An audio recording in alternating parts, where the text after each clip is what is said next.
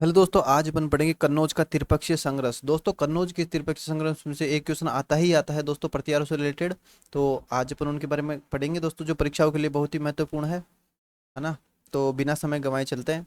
कन्नौज का त्रिपक्षीय जो संघर्ष था दोस्तों, तो पश्चिम में प्रतिहार वंश, ठीक है, और जो मतलब पूर्व की तरफ में जो बंगाल में था वो पाल वंश, और दक्षिण में राष्ट्रकूट वंश के मध्य, इन तीनों वंशों के मध्य जो आपसी संघर्ष चल रहा था उसे कन्नौज को लेकर के ये संघर्ष चल रहा था। क्योंकि दोस्तों कन्नौज तीनों ही है, राजवंशों के शासकों के लिए महत्वपूर्ण था, क्योंकि तीनों के बीच में आता है। जैसा कि आप चित्र में देख रहे हैं, प्रतिहार पश्चिम में थे, और पाल वंश के शासक जो बंगाल के थे वो बंगाल में थे पूर्व की तरफ, कन्नौज के पूर्व की तरफ, और जो कन्नौज के दक्षिण में थे वो राष्ट्रकूट शासक थे। तो ये तीनों ही कन्नौज को लेकर के आपस में इनके मध्य संघर्ष छिड़ गया, जो एक लंबे समय तक जारी रहा। तो इसके बारे में पढ़ते दोस्तों। यहाँ से दोस्तों क्वेश्चन आते ही आते हैं, इसलिए आपको वीडियो को बिल्कुल भी स्किप नहीं करना है।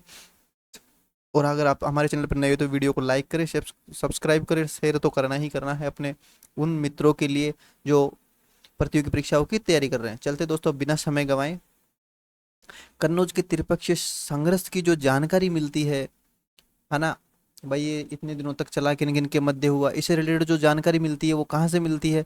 तो उसके जो स्रोत है उसके रूप में मुख्य रूप से तीन स्रोत है दोस्तों।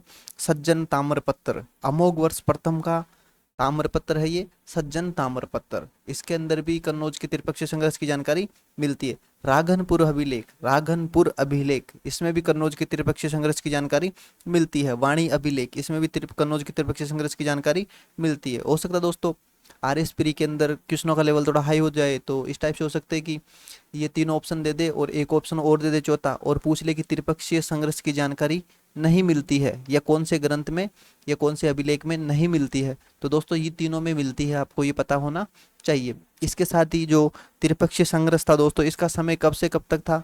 इसका समय रहा दोस्तों त्रिपक्षीय संघर्ष का 783 से 915 ईस्वी तक। ये दोस्तों अपने इसको ऊपर ऊपर देख ले क्या पढ़ना है। अब अपन इनके जो चरण है उसको विस्तार से पढ़ेंगे। मुख्य रूप से इसके 6 चरणों में चला था दोस्तों, ये एक लंबे समय तक चला था। ठीक है, देखते हैं अब इसका चरण प्रथम। तो दोस्तों प्रथम चरण में क्या हुआ था कि जो कन्नौज पर जो वर्धन वंश के यशोवर्धन की मृत्यु होने के बाद में, वर्धन वंश के यशोवर्धन की मृत्यु होने के बाद में वत्सराज ने कन्नौज पर आक्रमण करके अधिकार कर लिया। ठीक है, क्या किया, प्रतिहार शासक जो वत्सराज था, इसने कन्नौज पर आक्रमण करके अधिकार कर लिया, और यहीं से इस त्रिपक्षीय कन्नौज के त्रिपक्षीय संघर्ष की शुरुआत हो जाती है। तो दोस्तों चलते हैं, देखते हैं कैसे क्या हुआ। सबसे पहले देखते, वत्सराज ने कन्नौज पर क्या किया दोस्तों, आक्रमण करके अधिकार कर लिया। और आक्रमण करके अधिकार करने के बाद में इसने अपने अधीन इंदिरा युद्ध को वहां पे नियुक्त कर दिया। ठीक है दोस्तों, प्रतिहार शासक वत्सराज ने कन्नौज पर आक्रमण कर दिया और अपने अधीन इंदिरा युद्ध को वहां पे नियुक्त कर दिया।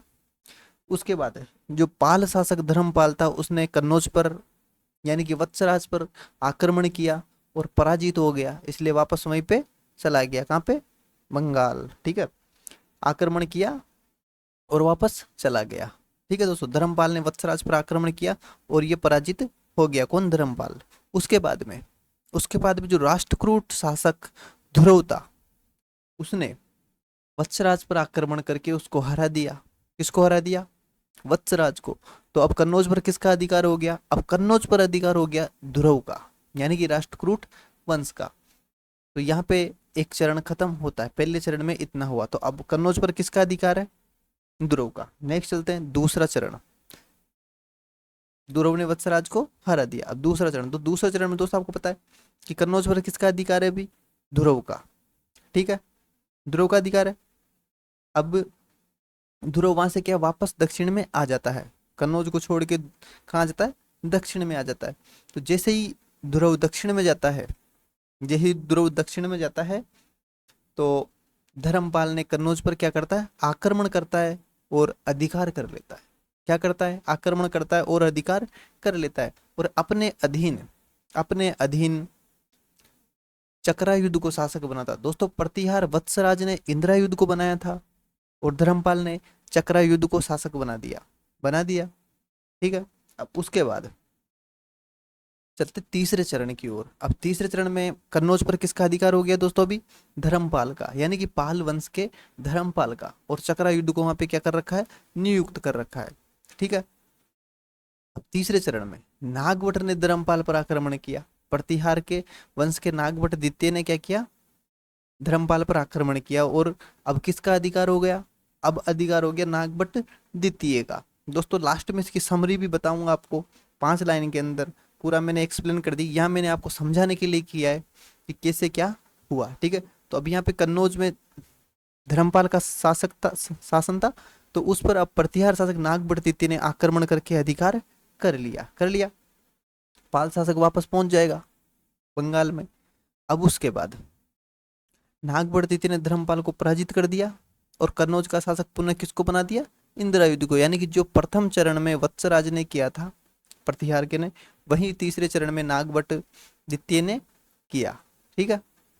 अब उसके बाद जो गोविंद था, यानी कि राष्ट्रकूट, सॉरी ये नीचे गया, ये राष्ट्रकूट ने, शासक गोविंद ने नागवट पर क्या कर दिया? आक्रमण करके कन्नौज पर अधिकार कर लिया।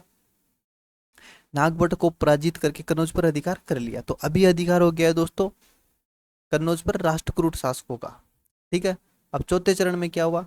चौथे चरण में दोस्तों कभी प्रतिहारों को सफलता मिली, कभी राष्ट्रकूटों को सफलता मिली, कभी राष्ट्रकूटों को सफलता मिली तो कभी प्रतिहारों को सफलता मिली। चौथा चरण ऐसे ही चलता रहा। उसके बाद आते 5वां चरण। दोस्तों इंपॉर्टेंट है, अब आपको यहीं से क्वेश्चन बनेंगे। अब इसमें क्या हुआ दोस्तों?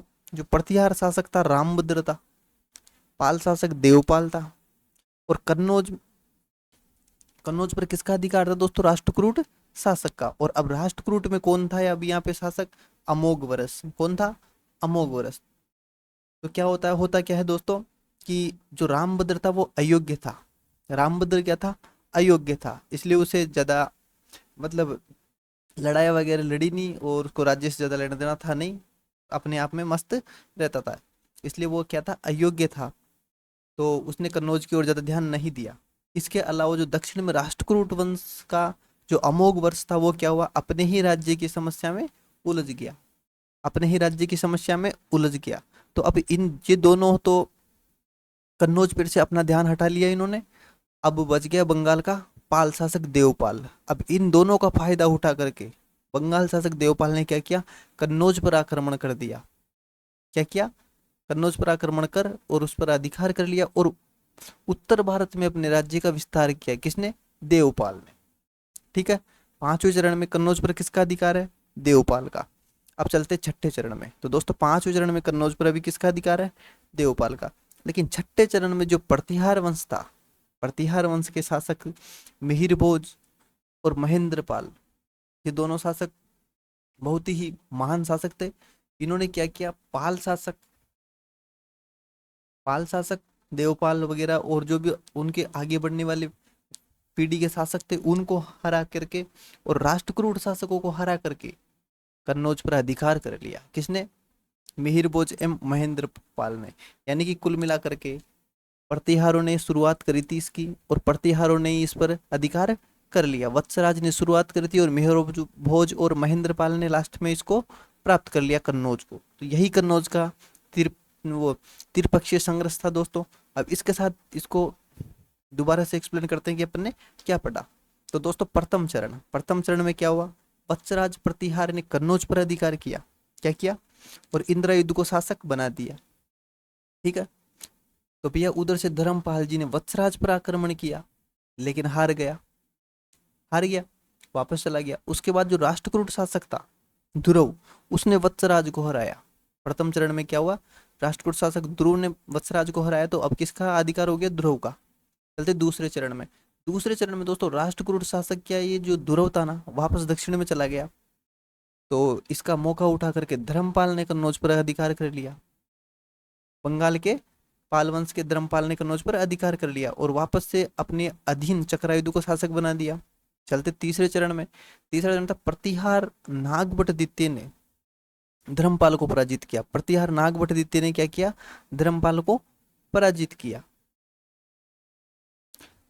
और पुनः इंदिरा युद्ध को शासक बना दिया। यानी कि प्रथम चरण में प्रतिहारों का अधिकार हुआ। और तीसरे चरण में पुनः किसका अधिकार हो गया?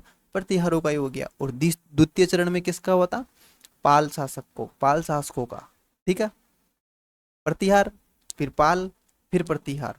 अब चलते चौथे चरण में, क्या हुआ? कभी प्रतिहार तो कभी राष्ट्रकूट, पाल को नहीं मिली, कभी प्रतिहार तो कभी राष्ट्रकूट। लेकिन पांचवा चरण, इस समय दोस्तों प्रतिहार शासक रामभद्र था ना, वो अयोग्य था।